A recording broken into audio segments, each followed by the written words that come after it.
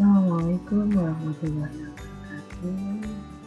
Apa kabar anak-anak? Semoga kalian tetap sehat, tetap semangat walau belajar dari rumah.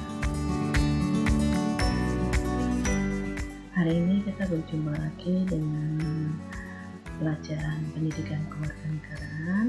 Masih tetap sama Ibu Guru Ika yang membersamai kalian dalam belajar PKN pagi ini. Oke, kemarin Bu Guru sudah membagikan video ini kepada kalian. Namun video yang kemarin tanpa suara Ibu.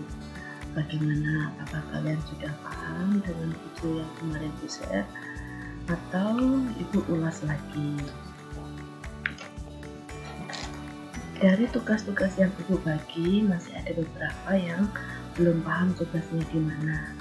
Jadi kalau Ibu Guru membagikan video, tolong itu di video dibuka, diikuti sampai selesai. Jadi nanti kalian akan tahu tugasnya di mana. Jangan hanya tiba-tiba tanya, Bu Guru di mana tugasnya? Bu Guru mana tugasnya? Jadi ikuti pembelajarannya. Oke, ini Bu Guru ulas kembali yang kemarin ya. Yang kemarin kita belajar tentang proses penetapan Pancasila sebagai dasar negara. Kompetensi dasarnya yaitu yang pertama bersyukur kepada Tuhan Yang Maha Esa atas semangat dan komitmen para pendiri negara dalam perumusan dan menetapkan dasar negara Pancasila.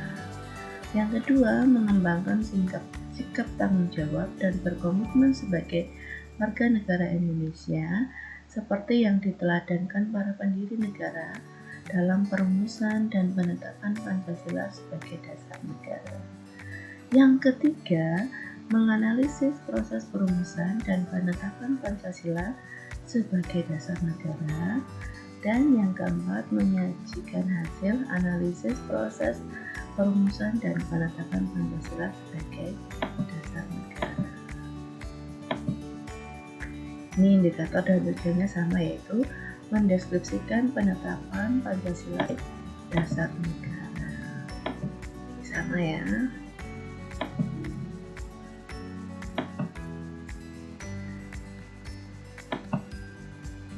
Oke, kita ulas kembali tentang BPUPKI.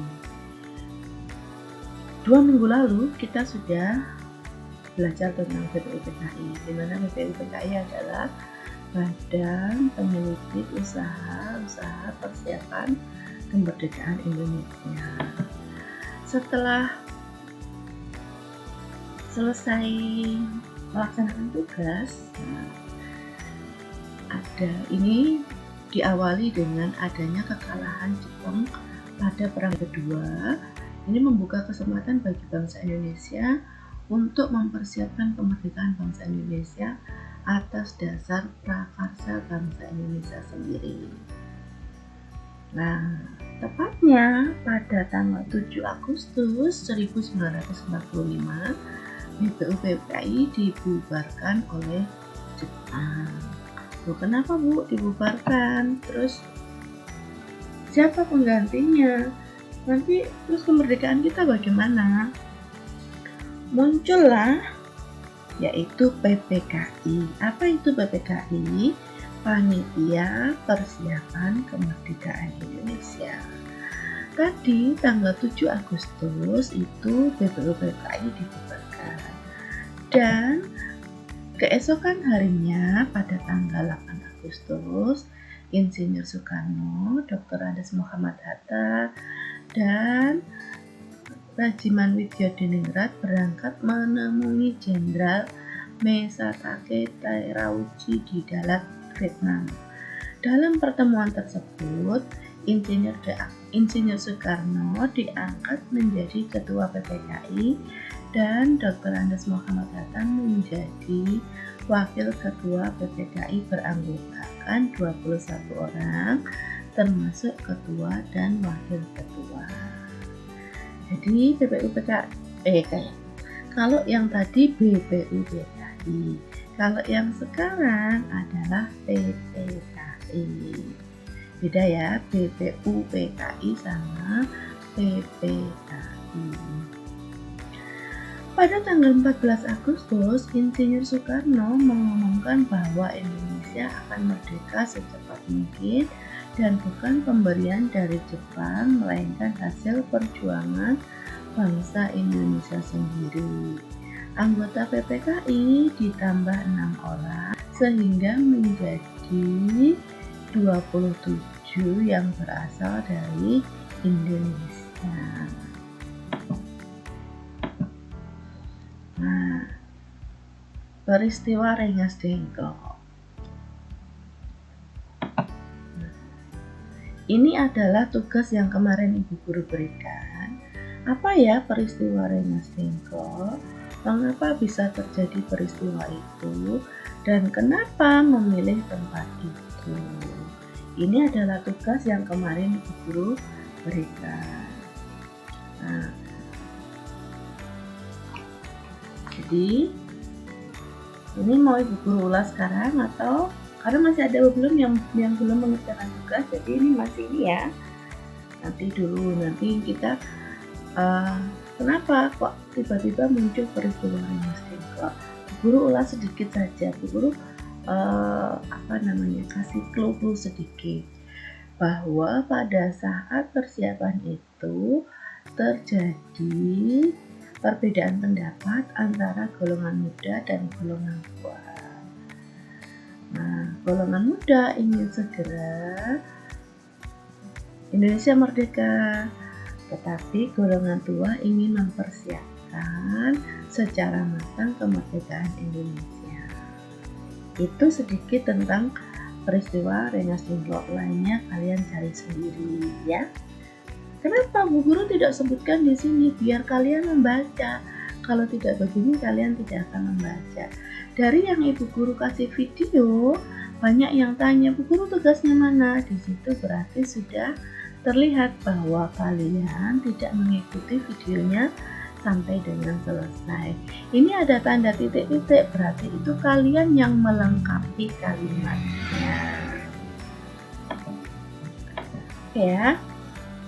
Pada sidang panitia persiapan kemerdekaan Indonesia, seorang ofisir Angkatan Laut Jepang, Ratu Langi, minta kepada Hatta supaya Piagam Jakarta dicoret dari pembukaan UUD 1945. Masih ingat dengan Piagam Jakarta?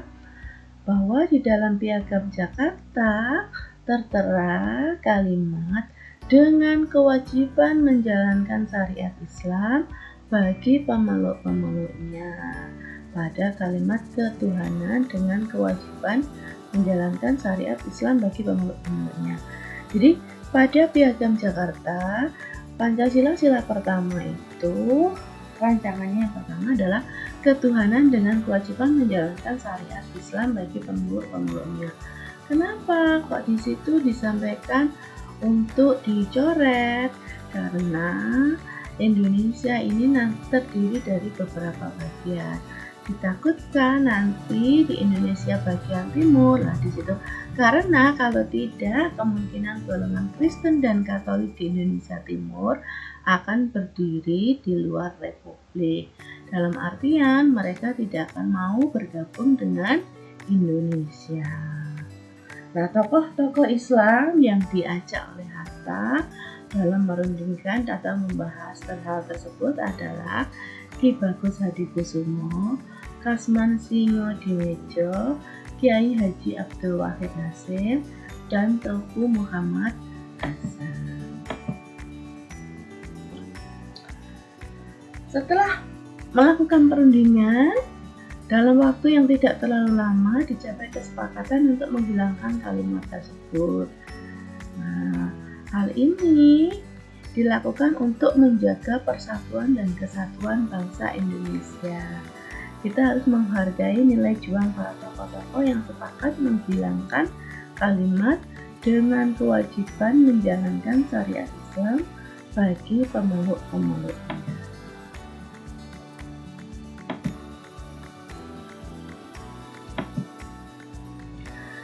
Sidang pertama PPKI dihadiri 27 orang dan menghasilkan keputusan-keputusan sebagai berikut.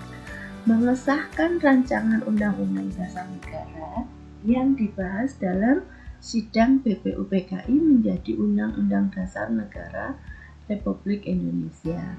Selanjutnya, Undang-Undang Dasar itu lebih dikenal dengan UUD 1945. Yang kedua, memilih dan mengangkat Presiden dan Wakil Presiden sebagai pelaksana pemerintah yang sah dari negara Republik Indonesia yang baru berdiri, yaitu Insinyur Soekarno dan Dr. Andes Muhammad Hatta yang ditunjuk menjadi Presiden dan Wakil Presiden Republik Indonesia. Yang ketiga, membentuk Komite Nasional Indonesia sebagai lembaga yang membantu Presiden dalam melaksanakan tugas-tugasnya sebelum terbentuk DPR melalui pemilu. Demikian tadi pembelajarannya. Pembelajaran hari ini ya, ini Bu Guru sudah, kalau kemarin Bu Guru hanya bagikan slide, hari ini Bu Guru sudah terangkan sedikit. Jadi nanti Bu Guru akan share ini ulang, terus nanti tugasnya tolong ditugas yang tadi, yang belum selesai, yang belum mengumpulkan, tolong yang ini ya. Tugasnya nanti yang mana lagi Bu Guru?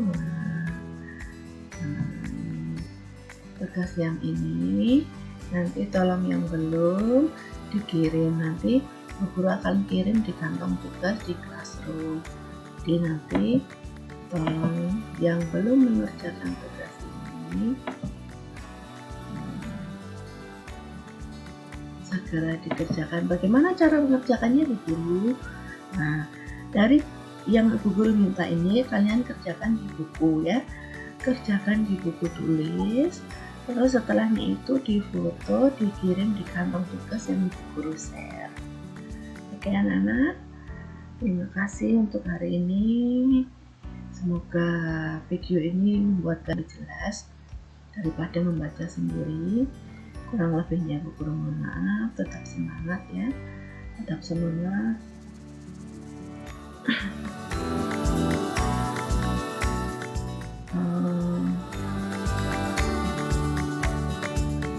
Kita tidak tahu kita akan belajar PJJ ini sampai kapan, jadi kalian harus sering-sering baca buku sendiri. Kalian akan tahu indahnya dunia ini apabila kalian rajin membaca. Oke, terima kasih. Assalamualaikum warahmatullahi wabarakatuh.